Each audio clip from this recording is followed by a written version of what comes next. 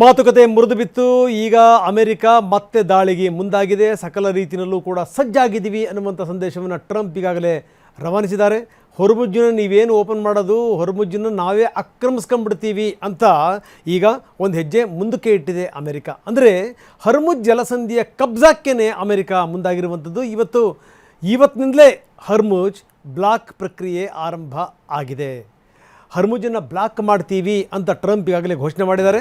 ಇದರ ಜೊತೆಗೇನೆ ಅಮೆರಿಕದ ಸೇನೆ ಕೂಡ ಈಗಾಗಲೇ ಫೀಲ್ಡಿಗೆ ಇಳಿದಿದೆ. ಯಾವುದೇ ಹಡಗುಗಳು ಇಲ್ಲಿಂದ ಹೋಗಂಗಿಲ್ಲ. ನೋಡಿ, ಭಾರತ ಸೇರಿದಂತೆ ಬಹುತೇಕ ರಾಷ್ಟ್ರಗಳಿಗೆ ತೊಂದರೆ ಶುರುವಾಗುತ್ತೆ ಇವತ್ತಿನಿಂದ. ಒಳಗಡೆಯಿಂದ ಯಾವ ಬರಂಗಿಲ್ಲ, ಒಳಗಡೆ ಇದ್ದಂಥವು ಯಾವ ಹೊರಗಡೆ ಹೋಗಂಗಿಲ್ಲ. ಇರಾನ್ ಹರ್ಮುಜ್ ಅಸ್ತ್ರಕ್ಕೆ ಟ್ರಂಪ್ ಬಿಗ್ ವಾರ್ನ್ ಮಾಡಿದ್ದಾರೆ.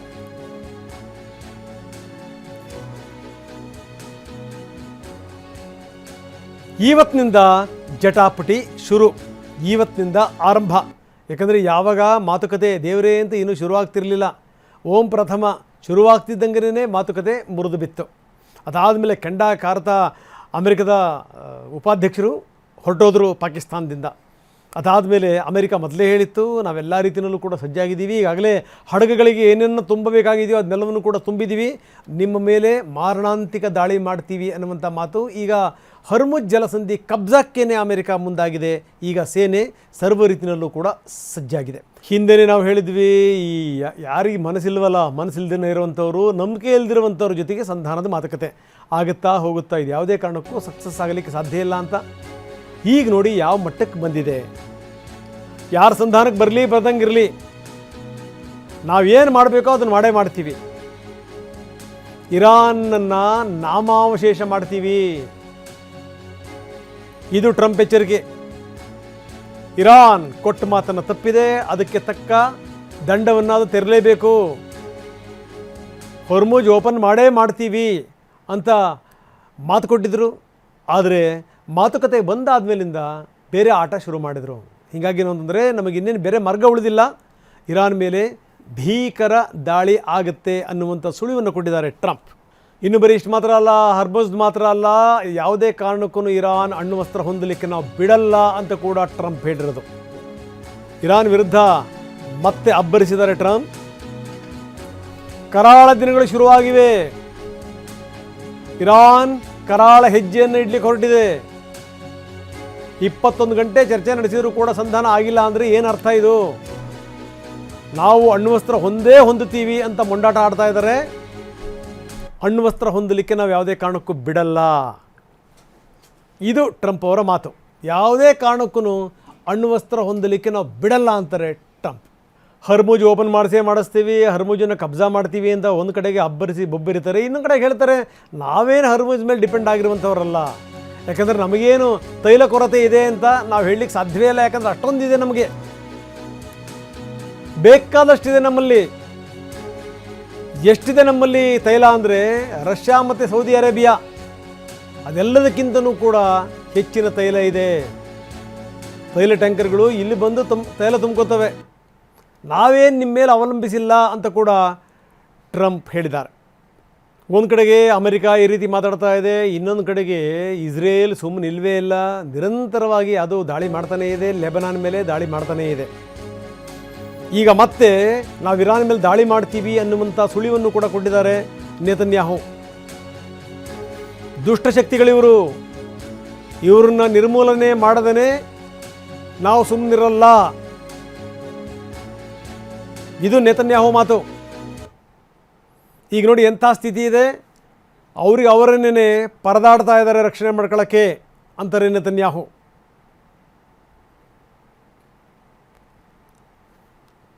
ಸೊ ಇದು ಸಂಗತಿ. ದಕ್ಷಿಣ ಲೆಬನಾನ್ನ ಆ ಪ್ರದೇಶಕ್ಕೇ ಭೇಟಿ ಕೊಟ್ಟು ನೇತನ್ಯಾಹು ಮಾತಾಡಿರೋದು. ಇದು ನೋಡಿ ಸಂಗತಿ. ಇವರ ಧೈರ್ಯ ನೋಡಿ, ಇವ್ರದ್ದು ನಿರಂತರವಾಗಿ ಹೋರಾಟ ಮಾಡ್ತಾ ಇದ್ದಾರೆ, ನಿರಂತರವಾಗಿ ಯುದ್ಧ ಮಾಡ್ತಾ ಇದ್ದಾರೆ, ಲೆಬನಾನ್ ಮೇಲೆ ಮುರಿದು ಬಿದ್ದಿದ್ದಾರೆ. ಅಮೆರಿಕದವ್ರು ನೀವೇನಾದರೂ ಒಪ್ಪಂದ ಮಾಡ್ಕೊಳ್ಳಿ, ನಾವು ಮಾತ್ರ ಯಾವುದೇ ಕಾರಣಕ್ಕೂ ಲೆಬನಾನ್ ಬಿಡಲ್ಲ, ಹಿಜ್ಬುಲ್ಲಾಗಳನ್ನು ಬಿಡಲ್ಲ ಅಂಥೇಳಿ ನಿರಂತರವಾಗಿ ದಾಳಿ ಮಾಡ್ತಿರುವಂಥ ಇಸ್ರೇಲ್ ಇಸ್ರೇಲ್ನ ಅಧ್ಯಕ್ಷ ನೆತನ್ಯಾಹು. ಈಗ ನೋಡಿ ಮತ್ತೆ ಹೇಳ್ತಾರೆ ನಾವು ಯುದ್ಧಕ್ಕೆ ಸಜ್ಜಾಗಿದ್ದೀವಿ ಅಂತ. ಅದೆಷ್ಟು ಸೇನೆ ಇರಬಹುದು, ಅದೆಷ್ಟು ಶಸ್ತ್ರಾಸ್ತ್ರಗಳಿರ್ಬೋದು, ಅದೆಷ್ಟರ ಮಟ್ಟಿಗೆ ಇವರು ತಯಾರಾಗಿರ್ಬೋದು, ಇವ್ರದ್ದು ಏನು ಕಥೆ ಇವ್ರದ್ದು. ಸೊ ಒಂದು ಕೂಡ ಅರ್ಥ ಆಗಲ್ಲ. ಆದರೆ ಇಡೀ ಜಗತ್ತು ಇವರಿಂದಾಗಿ ಸಫರ್ ಪಡಬೇಕಲ್ಲ, ಅದನ್ನು ಹೇಳಿ ನಮ್ಮನ್ನು ಸೇರಿದಂಗೆ. ಈಗ ಭಾರತಕ್ಕೆ ಮತ್ತೆ ಕೆಟ್ಟ ದಿನಗಳು ಶುರುವಾಗ್ತವೆ. ಯಾಕಂದರೆ ಗ್ಯಾಸ್ದ ಸಮಸ್ಯೆ ಆಗುತ್ತೆ, ಪೆಟ್ರೋಲ್ ಡೀಸೆಲ್ ಸಮಸ್ಯೆ ಆಗುತ್ತೆ. ನೀವು ಹೋಟೆಲ್ ಉದ್ಯಮದಿಂದ ಹಿಡಿದು ದೊಡ್ಡ ದೊಡ್ಡ ಉದ್ಯಮಗಳ ಮೇಲೂ ಕೂಡ ಇದರ ನೇರ ಪರಿಣಾಮ ಆಗುತ್ತೆ, ನೇರ ಪರಿಣಾಮ. ಇನ್ನು ಅಮೆರಿಕ ಸೇನೆ ವಾರ್ನಿಂಗಿಗೆ ಇರಾನ್ ಏನು ಹೇಳುತ್ತೆ ಅದು ಕೂಡ ಸುಮ್ಮನಿಲ್ಲ. ನೀವು ನಮ್ಮನ್ನು ಏನಾದರೂ ಪರೀಕ್ಷೆ ಮಾಡಕ್ಕೆ ಬಂದರೆ,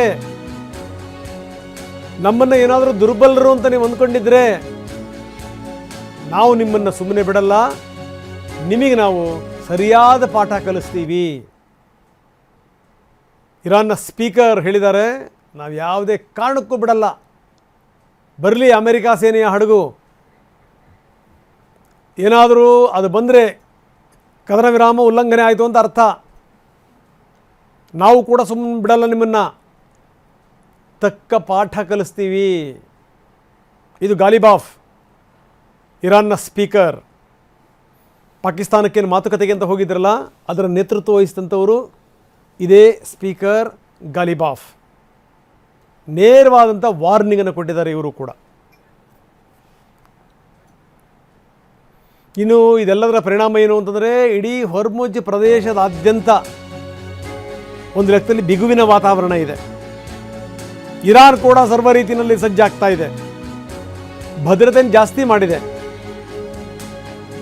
ತನ್ನ ಹಿಡಿತವನ್ನು ಯಾವುದೇ ಕಾರಣಕ್ಕೂ ಬಿಟ್ಟುಕೊಡಬಾರ್ದು. ಒಂದು ವೇಳೆ ಇವರೇನಾದರೂ ಹರ್ಮುಜನ್ನು ಬಿಟ್ಟುಕೊಟ್ರೆ ಅಲ್ಲಿಗೆ ಇರಾನ್ನ ಆದಾಯದ ಮೂಲವೇ ನಿಂತು ಹೋದಂಗಾಯಿತು.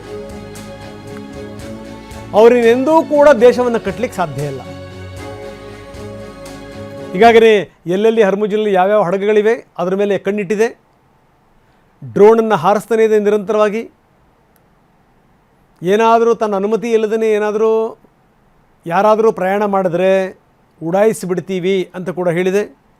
ಬರಲಿ ಅಮೆರಿಕದ ಹಡಗು, ಅಮೆರಿಕದ ಹಡಗು ಬಂದರೆ ಒಂದು ಕೈ ನೋಡ್ಕೋತೀವಿ ಅಂತ ಕೂಡ ಹೇಳ್ತಾ ಇದೆ. ಸೊ ಇದು ಸಂಗತಿ. ಬನ್ನಿ, ನಮ್ಮ ಪ್ರತಿನಿಧಿ ಹರೀಶ್ ಈಗ ನಮ್ಮೊಂದಿಗೆ ನೇರ ಸಂಪರ್ಕದಿದ್ದಾರೆ. ಹರೀಶ್, ಈ ಮತ್ತೊಂದು ಸರಿ ಈಗ ಪರೀಕ್ಷೆ ಶುರುವಾಗಿದೆ.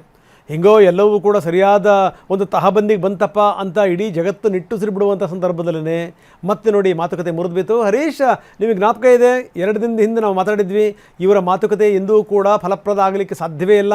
ನಂಬಿಕೆ ಇಲ್ಲದಿರುವಂಥ ಒಂದು ದೇಶ, ನಂಬಿಕೆ ಇಲ್ಲದಿರುವಂಥ ಇನ್ನೊಂದು ದೇಶದ ಜೊತೆ ಕೂತ್ಕೊಂಡು ಮಾತುಕತೆ ಆಡ್ತಿರುವಂಥದ್ದು. ಇದು ನಂಬಿಕೆ ಇಲ್ಲದವರ ಜೊತೆಗೆ ಆಡ್ತಿರುವಂಥ ಮಾತುಗಳು. ಇನ್ನೆಷ್ಟರ ಮಟ್ಟಿಗೆ ಜಗತ್ತಿಗೆ ನಂಬಿಕೆ ಬರಬೇಕು ಇವ್ರ ಮಾತಿನ ಮೇಲೆ ಅನ್ನುವಂಥದ್ದು ಅದು ನಿಜ ಆಯಿತು. ಈಗೇನು ಅಂದರೆ ಹರ್ಮುಜ್ಜನ್ನು ನಾವು ಉಡಾಯಿಸಿಬಿಡ್ತೀವಿ ಅಂತ ಟ್ರಂಪ್ ಘೋಷಣೆ ಮಾಡಿರುವಂಥದ್ದು. ಬಂದು ನೋಡಿ, ನಾವು ಕೂಡ ಒಂದು ಕೈ ನೋಡ್ತೀವಿ ಅಂತ ಇವರು ಕೂಡ ಸೇನಾ ಬಲವನ್ನು ಜಾಸ್ತಿ ಮಾಡಿರೋದು. ಇದೆಲ್ಲದರ ಜೊತೆಗೆ ಇನ್ನೊಂದು ಗಮನಿಸಬೇಕಾದಂಥ ಸಂಗತಿ ಅಂದರೆ, ಇದೇನು ಹೊಸದೇನೂ ಅಲ್ಲ, ಹಿಂದಿನಿಂದಲೂ ಕೂಡ ನಾವು ಹೇಳ್ತಾ ಇದ್ದೀವಿ, ಈ ಇರಾನ್ನ ಈ ಶಕ್ತಿಯ ಹಿಂದೆ ಇರುವಂಥದ್ದು ಒಂದು ರಷ್ಯಾ, ಇನ್ನೊಂದು ಚೀನಾ ಅಂತ. ಈಗ ಚೀನಾದ ಮೇಲೂ ಕೂಡ ಟ್ರಂಪ್ ಕಿಡಿಕಾರಿದ್ದಾರೆ. ನಿಮ್ಮ ಮೇಲೆ ಏನೇನು ಮಾಡಬೇಕು ನಾವು ಆ ಕ್ರಮ ಜರುಗಿಸ್ತೀವಿ ಅನ್ನುವಂಥ ಮಾತನ್ನು ಕೂಡ ಆಡಿದ್ದಾರೆ. ಓವರಾಲ್ ಏನಿದೆ ಹೆಚ್ಚಿನ ವಿವರ? ಇರಾನ್ ಹಾಗೂ ಅಮೆರಿಕದ ನಡುವೆ ಒಪ್ಪಂದ ಮುರಿದು ಬಿದ್ದಿರುವಂತಹದ್ದು. ಇಸ್ಲಾಮಾಬಾದ್ನಲ್ಲಿ ನಡೆದಂತಹ ಏನು ಶಾಂತಿ ಮಾತುಕತೆ ಇದೆ, ಅಪನಂಬಿಕೆಯಲ್ಲೇ ಶುರುವಾಗಿ ಅದು ಒಮ್ಮತಕ್ಕೆ ಬರಲಿಕ್ಕೆ ಸಾಧ್ಯ ಆಗಿಲ್ಲ. ಈಗ ಅವರವರ ದೇಶದ ಪ್ರತಿನಿಧಿಗಳು ವಾಪಸ್ ಹೋಗಿರುವಂತಹದ್ದು. ಈ ಒಪ್ಪಂದ ಮುರಿದು ಬಿದ್ದ ಬೆನ್ನಲ್ಲೇ ಈಗ ಅಮೆರಿಕ ಇರಾನ್ ಮೇಲೆ ಕೆಂಡ ಕಾರಿರುವಂತಹದ್ದು. ನೀವು ಹರ್ಮುಜ್ ಜಲಸಂಧಿಯ ನಿಯಂತ್ರಣದಲ್ಲಿ ನಿಮ್ಮ ಕೈಲಿ ಇದೆ ಅನ್ನೋದಾದ್ರೆ ನಾವು ಆ ಹರ್ಮುಜ್ ಜಲಸಂಧಿಯತ್ತ ನಮ್ಮ ನೌಕೆಗಳನ್ನು ಕಳಿಸ್ತೀವಿ, ಸಂಪೂರ್ಣ ಹರ್ಮುಜ್ ಜಲಸಂಧಿಯನ್ನ ನಮ್ಮ ವಶಕ್ಕೆ ಪಡಿತೀವಿ, ಜೊತೆಗೆ ಕಾರ್ಗ್ ದ್ವೀಪವನ್ನು ಕೂಡ ನಾವು ವಶಕ್ಕೆ ಪಡಿತೀವಿ ಅನ್ನುವಂಥ ಒಂದು ಎಚ್ಚರಿಕೆಯನ್ನು ಈಗ ಡೊನಾಲ್ಡ್ ಟ್ರಂಪ್ ಅವರು ಕೊಟ್ಟಿದ್ದಾರೆ. ಹಾಗಾಗಿ ಅಮೆರಿಕದ ಯುದ್ಧ ನೌಕೆಗಳೀಗ ಹರ್ಮುಜ್ ಜಲಸಂಧಿಯತ್ತ ಸಾಕ್ತಿವೆ ಅನ್ನುವಂತಹ ಮಾಹಿತಿ ಕೂಡ ಸಿಗ್ತಾ ಇದೆ. ಈಗ ಬಹು ಮುಖ್ಯವಾಗಿ ಹರ್ಮುಜ್ ಜಲಸಂಧಿಯತ್ತ ಈಗ ಅಮೆರಿಕ ನೌಕೆಗಳು ಏನಾದರೂ ಬಂದಿದ್ದೆ ಆದಲ್ಲಿ ಅದನ್ನ ಇರಾನ್ ಕದನ ವಿರಾಮ ಉಲ್ಲಂಘನೆ ಅನ್ನುವಂಥದ್ದನ್ನ ಇರಾನ್ ಘೋಷಣೆನ ಮಾಡುತ್ತೆ. ನಂತರ ದಾಳಿಯನ್ನ ಮಾಡಲಿಕ್ಕೆ ಇರಾನ್ ಶುರು ಮಾಡುತ್ತೆ. ಆಗ ಮತ್ತೊಮ್ಮೆ ಯುದ್ಧ ಶುರುವಾಗುತ್ತೆ. ಈಗ ಕದನ ವಿರಾಮ 2 ವಾರಗಳ ಕಾಲ ಈಗ ಘೋಷಣೆ ಆಗಿರುವಂತಹದ್ದು. ಲೆಬನಾನ್ ಮೇಲೆ ಇಸ್ರೇಲ್ ದಾಳಿ ಮಾಡೋದನ್ನ ಬಿಟ್ಟರೆ ಯಾವುದೇ ದಾಳಿಗಳು ಇರಾನ್ ಮೇಲೆ ಆಗಲಿ, ಇಸ್ರೇಲ್ ಮೇಲೆ ಆಗಲಿ, ಅಥವಾ ಮಧ್ಯಪ್ರಾಚ್ಯದ ವಿವಿಧ ದೇಶಗಳ ಮೇಲೆ ಆಗಲಿ ಆಗ್ತಾ ಇಲ್ಲ. ಒಂದು ವೇಳೆ ಅಮೆರಿಕದ ಯುದ್ಧ ನೌಕೆಗಳು ಹರ್ಮುಜ್ ಜಲಸಂಧಿ ಹತ್ತ ಬಂದಿದ್ದೇ ಆದಲ್ಲಿ ಮತ್ತೆ ಯುದ್ಧ ಆರಂಭ ಆಗುತ್ತೆ. ಮತ್ತೆ ನಿನ್ನೆ ಟ್ರಂಪ್ ಹೇಳಿಕೆಯನ್ನು ಕೊಟ್ಟ ಬಳಿಕ ಹರ್ಮುಜ್ ಜಲಸಂಧಿಯಿಂದ ಯಾವುದೇ ಒಂದು ಹಡಗುಗಳು ಕೂಡ ಅಲ್ಲಿ ಸಂಚಾರ ಆಗಿಲ್ಲ. ಅಂದರೆ ಕದನ ವಿರಾಮ ಘೋಷಣೆಗೂ ಮುನ್ನ ಅನೇಕ ಹಡಗುಗಳು ಆಗಾಗ IRGCಯ ಕಣ್ಗಾವಲಿನಲ್ಲಿ ಬರ್ತಾ ಇದ್ವು. ಅಂದರೆ ಯಾವ್ಯಾವ ದೇಶಗಳು ಮನವಿ ಮಾಡ್ಕೊಳ್ತವೆ ಆ ದೇಶಗಳಿಗೆ ಮಾತ್ರ ಅವಕಾಶವನ್ನು ಕೊಡಲಾಗ್ತಿತ್ತು. ಆದರೆ ನಿನ್ನೆಯಿಂದ ಯಾವುದೇ ರೀತಿಯಾದಂತಹ ಹಡಗುಗಳು ಬರ್ತಾ ಇಲ್ಲ. ಬಂದಂಥ ಹಡಗುಗಳು ಕೂಡ ಮತ್ತೆ ವಾಪಸ್ ಹೋಗಿವೆ ಅನ್ನುವಂಥ ಮಾಹಿತಿಗಳು ಹೇಳ್ತಾ ಇದೆ. ಅಂದರೆ ಸಮುದ್ರದಲ್ಲಿ ಗುಪ್ತಚರ ಸಂಸ್ಥೆ ಒಂದಿದೆ, ಲಾಯ್ಡ್ಸ್ ಲಿಸ್ಟ್. ಈ ಒಂದು ಲಾಯ್ಡ್ಸ್ ಲಿಸ್ಟ್ ಸಂಸ್ಥೆ ಕೂಡ ಹೇಳಿದೆ ಬಂದಂಥ ಹಡಗುಗಳು ಕೂಡ ಟ್ರಂಪ್ ಎಚ್ಚರಿಕೆಯಿಂದ ವಾಪಸ್ ಹೋಗಿರುವಂಥದ್ದು. ಅಮೆರಿಕ ಯುದ್ಧ ನೌಕೆಗಳು ಯಾವಾಗ ಬೇಕಿದ್ರೂ ಹರ್ಮುಜ್ ಜಲಸಂಧಿ ಹತ್ತ ಬರ್ಬೋದು, ತಮ್ಮ ದಾಳಿಯನ್ನು ಮುಂದುವರಿಸಬಹುದು ಅನ್ನುವಂಥದ್ದು. ಈಗ ಈ ಥರದ ಒಂದು ಟ್ರಂಪ್ ಒಂದು ಎಚ್ಚರಿಕೆಯನ್ನು ಕೊಟ್ಟ ಬೆನ್ನಲ್ಲೇ IRGC ಕೂಡ ಒಂದು ಎಚ್ಚರಿಕೆಯನ್ನು ಕೊಟ್ಟಿದೆ. ಇರಾನ್ ಮಿಲಿಟರಿ ಕೂಡ ಎಚ್ಚರಿಕೆಯನ್ನು ಕೊಟ್ಟಿದೆ. ನಿಮ್ಮ ಹಡಗುಗಳು, ನಿಮ್ಮ ನೌಕೆಗಳು ಬರಲಿ, ಆಮೇಲೆ ನಾವು ಏನು ಮಾಡಬೇಕು ಅನ್ನೋದನ್ನು ಹೇಳ್ತೀವಿ, ನಿಮ್ಮ ಹಡಗುಗಳನ್ನು ನಾವು ಧ್ವಂಸ ಮಾಡಿ ಕಳಿಸ್ತೀವಿ, ನಮ್ಮ ಎಲ್ಲ ಸಿದ್ಧತೆಗಳನ್ನ ಮಾಡ್ಕೊಂಡಿದ್ದೀವಿ ಅನ್ನುವಂಥದ್ದನ್ನು ಹೇಳ್ತಾ ಇದೆ. ಬಹುಮುಖ್ಯವಾಗಿ ಈ ಮಾತು ಈಗ ಇಸ್ಲಾಮಾಬಾದ್ನಲ್ಲಿ ನಡೀತಿದ್ದಂತಹ ಮಾತುಕತೆ ಏನಿದೆ, ಈ ಮಾತುಕತೆ ನಡೀತಿರುವಂತಹ ಮಧ್ಯೆ ಡೊನಾಲ್ಡ್ ಟ್ರಂಪ್ ಅವರು ಒಂದು ವಿಷಯವನ್ನು ಹೇಳ್ತಾರೆ. ಏನು ಅಂದರೆ, ಚೀನಾ ಇರಾನ್ಗೆ ಸಪೋರ್ಟ್ ಮಾಡ್ತಿದೆ, ಕ್ಷಿಪಣಿಗಳನ್ನು ಸಪ್ಲೈ ಮಾಡ್ತಿದೆ, ಜೊತೆಗೆ ಏರ್ ಡಿಫೆನ್ಸ್ ಸಿಸ್ಟಮನ್ನು ಸಪ್ಲೈ ಮಾಡ್ತಿದೆ. ಇದು ನಮಗೆಲ್ಲವೂ ಕೂಡ ಗೊತ್ತಿದೆ, ಗುಪ್ತಚರ ಇಲಾಖೆಯಿಂದ ನಮಗೆ ಮಾಹಿತಿ ಬಂದಿರುವಂತಹದ್ದು. ಮತ್ತು ಈ ಥರದ ಚೀನಾ ನಡೆಯನ್ನು ನಾವು ವಿರೋಧಿಸ್ತೇವೆ ಮತ್ತು ಇದನ್ನು ನಾವು ಸಹಿಸೋದಿಲ್ಲ ಅನ್ನುವಂಥದ್ದನ್ನು ಡೊನಾಲ್ಡ್ ಟ್ರಂಪ್ ಅವರು ಹೇಳಿದರು. ಈಗ ಇರಾನ್ಗೂ ಕೂಡ ಅದೇ ಶಕ್ತಿ ಬಂದಿರುವಂತಹದ್ದು. ಇರಾನ್ ಜೊತೆಗೆ ಈಗ ಚೀನಾ ಮತ್ತು ರಷ್ಯಾ ಪರೋಕ್ಷವಾಗಿ ನಿಂತಿವೆ ಅನ್ನುವಂತಹ ಒಂದು ಧೈರ್ಯ ಬಂದಿರುವಂಥದ್ದು. ಹಾಗಾಗಿ ಅಮೆರಿಕ ಅದೆಂಥದ್ದೇ ದೊಡ್ಡ ದೊಡ್ಡ ನೌಕೆಗಳನ್ನು ಹರ್ಮುಜ್ ಜಲಸಂಧಿ ಹತ್ರ ಕಳಿಸಿದ್ರು ಅಥವಾ ಪರ್ಷಿಯನ್ ಸಮುದ್ರದತ್ತ ಕಳಿಸಿದ್ರು ಕೂಡ ನಾವು ಅವನ್ನ ಸಮರ್ಥವಾಗಿ ಎದುರಿಸ್ತೇವೆ ಅನ್ನುವಂಥ ಧೈರ್ಯ ಬಂದಿರುವಂತಹದ್ದು. ಹಾಗಾಗಿಯೇ ಈಗ ಅಮೆರಿಕದ ವಿರುದ್ಧ ಇರಾನ್ ತೊಡೆತಟ್ಟಿ ನಿಂತಿರುವಂತಹದ್ದು. ಅದೆಂತಹದ್ದೇ ನೌಕೆಗಳು ಬರಲಿ, ಅದೆಂತಹದ್ದೇ ದಾಳಿಗಳನ್ನು ಮಾಡಲಿ, ನಾವು ದಾಳಿಯನ್ನು ಎದುರಿಸಲಿಕ್ಕೆ ಸಿದ್ಧ ಆಗಿದ್ದೀವಿ ಅನ್ನುವಂಥದ್ದನ್ನ ಈಗ ಇರಾನ್ ಹೇಳ್ತಾ ಇದೆ. ಈಗ ಹರ್ಮುಜ್ ಜಲಸಂಧಿ ಸಂಪೂರ್ಣವಾಗಿ ಬಂದಾಗಿರೋದ್ರಿಂದ ದಕ್ಷಿಣ ಏಷ್ಯಾ, ಪೂರ್ವ ಏಷ್ಯಾದ ರಾಷ್ಟ್ರಗಳಿಗೆ ಮತ್ತೆ ಗ್ಯಾಸ್ ಅಭಾವ ಸೃಷ್ಟಿ ಆಗುತ್ತೆ. ಎಲ್ಲ ಒಂದು ಕಡೆ ಜನರಿಗೆ ಆಶಾಭಾವನೆ ಬಂದಿತ್ತು, ಆಯಾ ದೇಶಗಳಿಗೂ ಕೂಡ ಎಲ್ಲ ಒಂದು ಆಶಾಭಾವನೆ ಬಂದಿತ್ತು. ಕದನ ವಿರಾಮ ಘೋಷಣೆ ಆಗಿರೋದ್ರಿಂದ ಹಡಗುಗಳ ಸಂಚಾರ ಸರಾಗವಾಗಿ ಆಗುತ್ತೆ, ಗ್ಯಾಸ್ ಅಭಾವ ಇರೋದಿಲ್ಲ, ಪೆಟ್ರೋಲ್ ಡೀಸೆಲ್ ಅಭಾವ ಇರೋದಿಲ್ಲ ಅನ್ನುವಂಥದ್ದು. ಈಗ ಅಮೆರಿಕ ಏನಾದರೂ ಹರ್ಮುಜ್ ಜಲಸಂಧಿಯಲ್ಲಿ ನೇರ ಯುದ್ಧಕ್ಕೆ ಇಳಿದಿದ್ದೇ ಆದಲ್ಲಿ ಮತ್ತೊಮ್ಮೆ ಗ್ಯಾಸ್ ಅಭಾವ ಸೃಷ್ಟಿ ಆಗುತ್ತೆ, ಅದರಲ್ಲೂ ಪೆಟ್ರೋಲ್ ಡೀಸೆಲ್ ಅಭಾವ ಕೂಡ ಆಗುತ್ತೆ ಅನ್ನುವಂಥದ್ದು. ಮತ್ತೀಗ ಅಮೆರಿಕ ಹೇಳ್ತಿದೆ ನಮ್ಮಲ್ಲಿ ಸಾಕಷ್ಟು ತೈಲ ಇದೆ, ನಮ್ಮಲ್ಲೇ ಖರೀದಿ ಮಾಡಬಹುದು, ನಮಗೆ ಹರ್ಮುಜ್ ಜಲಸಂಧಿ ಅವಶ್ಯಕತೆ ಇಲ್ಲ ಅನ್ನುವಂಥದ್ದನ್ನ ಅಮೆರಿಕ ಕೂಡ ಹೇಳ್ತಿರುವಂತಹದ್ದು. ಈಗ ಬೇರೆ ಬೇರೆ ದೇಶಗಳು ತಮ್ಮದೇ ಆದಂಥ ಅಭಿಪ್ರಾಯಗಳನ್ನು ಈ ವಿಚಾರದಲ್ಲಿ ಹೊಂದಿವೆ. ಈಗ ಹರ್ಮುಜ್ ಜಲಸಂಧಿ ಸಂಪೂರ್ಣವಾಗಿ ಬಂದಾದರೆ ಚೀನಾಗೂ ಕೂಡ ಹೊಡೆತ ಇದೆ, ಬೇರೆ ಬೇರೆ ದಕ್ಷಿಣ ಪೂರ್ವ ಏಷ್ಯಾದ ರಾಷ್ಟ್ರಗಳಿಗೂ ಕೂಡ ಸಾಕಷ್ಟು ಹೊಡೆತ ತಿನ್ನುವಂತಹದ್ದು, ಮತ್ತು ಯುರೋಪ್ ರಾಷ್ಟ್ರಗಳು ಕೂಡ ಸಾಕಷ್ಟು ಇದರಿಂದ ನಷ್ಟವನ್ನು ಅನುಭವಿಸಬೇಕಾಗತ್ತೆ. ಹಾಗಾಗಿ ಎಲ್ಲ ದೇಶಗಳು ಕೂಡ ಈಗ ಒತ್ತಡವನ್ನು ಹೇರ್ತಿರುವಂಥದ್ದು. ಮತ್ತು ಇನ್ನೊಂದು ಬಹುಮುಖ್ಯವಾಗಿ ಅಮೆರಿಕದ ಜೊತೆ ಹರ್ಮುಜ್ ಜಲಸಂಧಿ ಹತ್ತ ತಮ್ಮ ನೌಕೆಗಳನ್ನು ಕಳಿಸಲಿಕ್ಕೆ ಈಗ ಆಸ್ಟ್ರೇಲಿಯಾ ಕೂಡ ನಿರಾಕರಿಸಿರುವಂಥದ್ದು. ಅಂದರೆ ಹರ್ಮುಜ್ ಜಲಸಂಧಿಯ ವಿಚಾರವಾಗಿ ನಾವು ಯಾವುದೇ ಕಾರಣಕ್ಕೂ ಅಮೆರಿಕದ ಜೊತೆ ನಿಲ್ಲಲ್ಲ ಅನ್ನುವಂಥದ್ದನ್ನ ಯುರೋಪಿಯನ್ ಒಕ್ಕೂಟ ತೆಗೆದುಕೊಂಡಿರುವಂಥದ್ದು. ನ್ಯಾಟೋ ರಾಷ್ಟ್ರಗಳು ಕೂಡ ಅದೇ ರೀತಿಯಾದಂಥ ನಿಲುವನ್ನು ತೆಗೆದುಕೊಂಡಿರುವಂಥದ್ದು, ಮತ್ತೆ ಬೇರೆ ಬೇರೆ ದೇಶಗಳು ಕೂಡ ಅದೇ ನಿಲುವನ್ನು ತೆಗೆದುಕೊಂಡಿದ್ರೆ ಅಮೆರಿಕವನ್ನ ಒಬ್ಬಂಟಿಯಾಗಿಸುವಂತಹ ಪ್ರಯತ್ನಗಳು ಈ ಸಂದರ್ಭದಲ್ಲಿ ನಡೀತಿದೆ. ರಂಗನಾಥ್. ಎಸ್ ಹರೀಶ್, ತಮ್ಮೆಲ್ಲ ವಿವರಗಳಿಗೆ ಧನ್ಯವಾದಗಳು. ಜೊತೆಗೇನು ಅಂತಂದರೆ ನಿಜ, ಆಸ್ಟ್ರೇಲಿಯಾ ಕೂಡ ನಾವು ಯಾವುದೇ ಕಾರಣಕ್ಕೂ ಇಂಥ ನಿಮ್ಮ ಹೆಜ್ಜೆಗೆ ನಾವು ಸಪೋರ್ಟ್ ಮಾಡಲ್ಲ ಅಂತ ತುಂಬ ಸ್ಪಷ್ಟವಾಗಿ ಹೇಳಿಬಿಟ್ಟಿದೆ. ಈ ರೀತಿ ನೀವು ಆಡುವಂಥ ಆಟಗಳಿಗೆ ನಾವ್ಯಾಕೆ ಸಪೋರ್ಟ್ ಮಾಡಬೇಕು ಅನ್ನುವಂಥದ್ದು ಅವರ ಮಾತು. ಹೀಗಾಗಿ ಅಂತಂದರೆ ಒಂದು ಕಡೆಗೆ ಏನಾದರೂ ಹರ್ಮುಜ್ ಬಂದಾದರೆ ಜಗತ್ತಿಗೆ ಗಡ್ಡಾಂತರ ಆಗುತ್ತೆ, ಅದನ್ನೇನು ಡೌಟ್ ಇಲ್ಲ. ಹಾಗಾಗಿ ನಿಮ್ಮ ನಡೆಗೆ ನಮ್ಮ ಬೆಂಬಲ ಇಲ್ಲ ಅಂದಿದ್ದಾರೆ ಆಸ್ಟ್ರೇಲಿಯಾದ ಪ್ರಧಾನಿ. ನೇರವಾಗಿ ಪ್ರಧಾನಿ ಆಂಥೋನಿ ಅಲ್ಬನೀಸ್ ಕಿಡಿಕಾರಿದ್ದಾರೆ. ನೀವೇನು ಹುಚ್ಚಾಟ ಆಡ್ತೀರಿ, ನಿಮ್ಮ ಹುಚ್ಚಾಟಕ್ಕೆ ನಾವು ಬೆಂಬಲ ಕೊಡಲಿಕ್ಕೆ ತಯಾರಿಲ್ಲ.